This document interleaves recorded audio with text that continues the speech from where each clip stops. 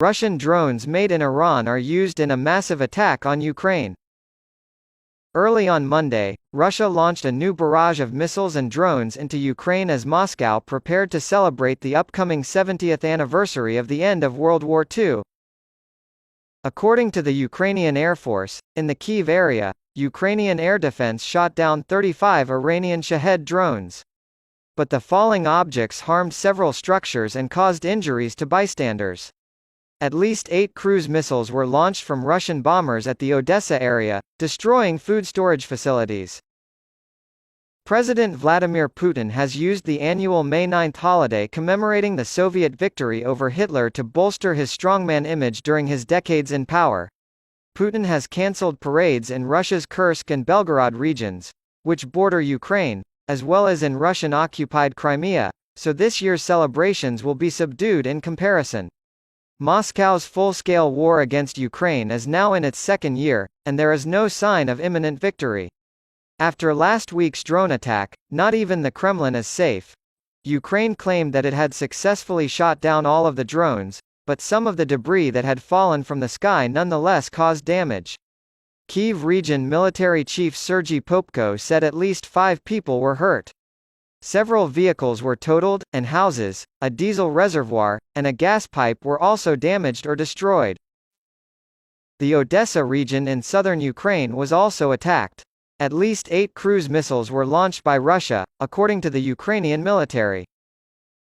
The Ukrainian military claimed that X-22 type missiles hit the warehouse of one of the food enterprises and the recreational zone on the Black Sea coast.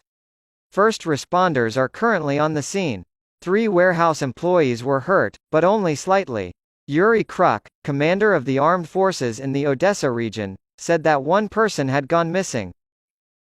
The strikes occur on the eve of Russia's version of Valentine's Day as the Kremlin tries to break a stalemate in Bakhmut, which it has been attacking for months.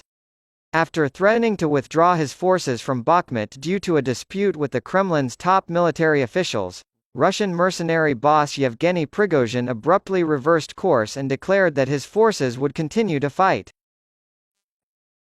The Ukrainian government has made it a top priority to keep Bakhmut under control until May 9 in an effort to embarrass Putin. Under the fresh spring sunlight, a cargo train carrying armored vehicles rumbles along. A woman says, "Wow," as she snaps a photo of the convoy with her smartphone.